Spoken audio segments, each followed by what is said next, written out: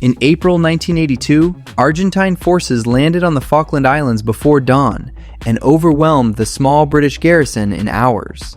Britain decided to fight back. A naval task force sailed 8,000 miles to the South Atlantic, fought its way ashore, and retook the islands in 74 days. This is every weapon both sides brought to that fight. Let's begin with the aircraft that fought for control of the skies. First, the United Kingdom. Sea Harrier, vertical takeoff jet that shot down 20 Argentine aircraft without losing a single one in air-to-air combat. AIM-9L, Sidewinder missiles that could lock from any angle gave it an advantage nothing Argentina had could match. The jet that won the air war over the South Atlantic.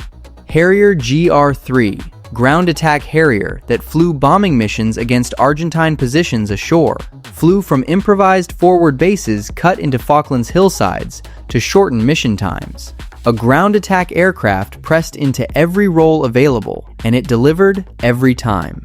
Vulcan bomber, Cold War nuclear bomber that flew the longest bombing raid in history at the time. One Vulcan flew 8,000 miles from Ascension Island, dropped 21 bombs on Stanley Airfield, and flew 8,000 miles back, requiring 11 aerial refueling operations. One bomb hit the runway. The mission forced Argentina to keep its best fighters at home, defending Buenos Aires. Nimrod, British maritime patrol aircraft that flew reconnaissance missions over the South Atlantic, tracking Argentine naval movements. Nimrod crews flew missions so long that pilots had to be rotated mid-flight, the eyes of the British task force that nobody ever saw coming. Now, let's see how Argentina responded in the skies. A4 Skyhawk. Argentine Navy and Air Force pilots flew this American-built attack jet against the British fleet with extraordinary courage. Skyhawk pilots flew so low over the water that British radar could not track them until they were almost on top of their targets. They sank several British ships and came closer to stopping the entire operation than anyone admits. Dagger, Israeli-built fighter Argentina used for low-level attack missions against the British fleet. Fast, aggressive, and flown by pilots who accepted losses that would have grounded most air forces. Several were shot down by Sea Harriers and Sea Dart missiles, but the survivors kept flying until the war ended. Pucara, Argentine ground attack turboprop designed for counterinsurgency operations. Slow by jet standards, but armed with cannon and rockets for close support of ground troops. Several were destroyed on the ground by British Special Forces raids before they could fly combat missions. The aircraft Argentina had plenty of that could not survive the air war Britain brought.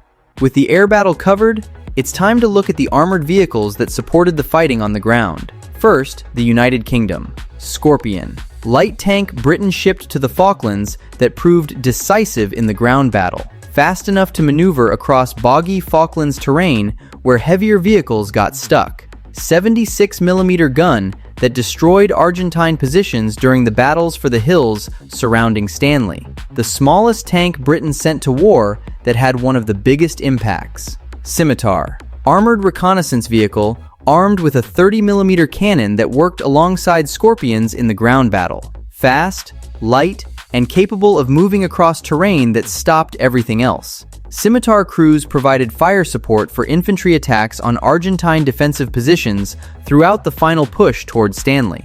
Now, let's look at the armored vehicles fielded by Argentina. TAM, Argentine medium tank that never got to fight. TAM crews were positioned to defend against a British armored thrust that never came the way Argentina expected. The terrain, the weather, and British tactics kept the TAM from playing the role Argentina planned for it. A capable tank that the war never gave a fair chance to prove itself. No battlefield is complete without artillery. Now let's take a look at the guns that supported both armies. First, the United Kingdom. 105mm light gun. British artillery piece that helicopters lifted across impossible Falklands terrain to fire on Argentine positions. Accurate, reliable, and crucial in every major ground battle.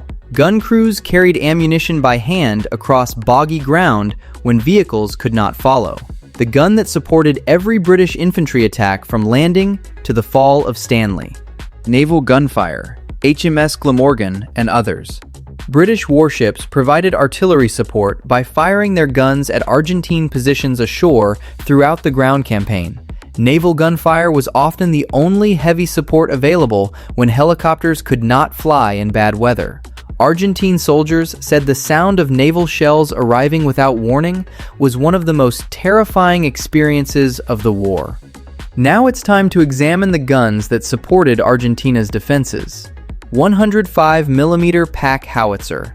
Argentine towed artillery that defended the hills around Stanley throughout the ground battle. Gun crews dug their weapons into prepared positions and fired on British infantry advancing across open ground. Accurate enough to cause significant casualties, but not numerous enough to stop the British advance once it began in earnest.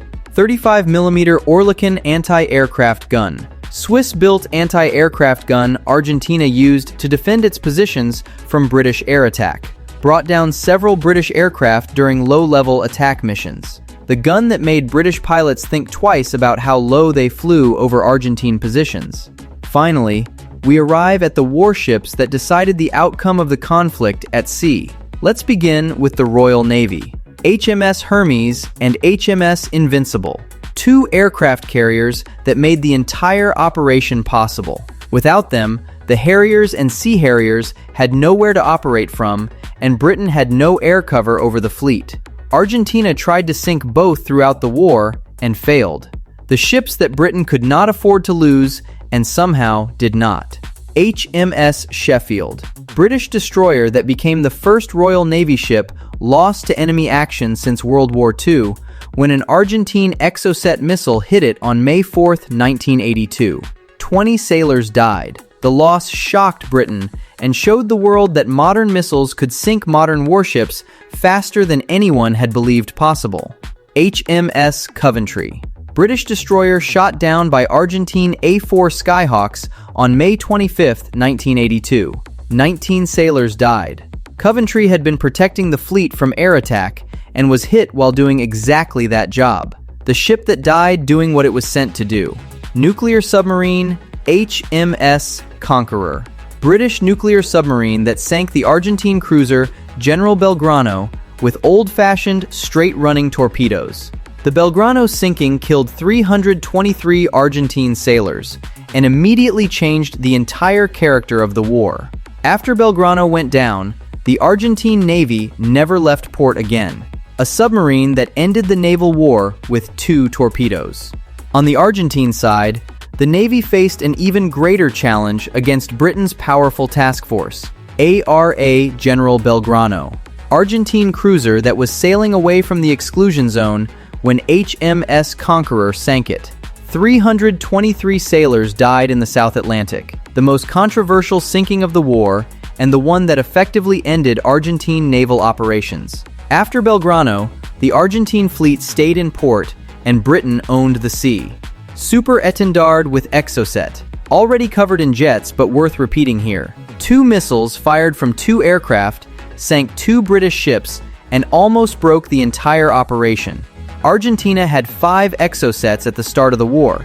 Britain spent enormous effort making sure Argentina could not get more. 5 missiles that changed how the world thought about naval warfare. In the end, the Falklands War lasted just 74 days. Argentina suffered heavy losses and was forced to surrender, while the United Kingdom successfully regained control of the Falkland Islands. Although the fighting ended decades ago, the conflict remains one of the most important military campaigns in modern history.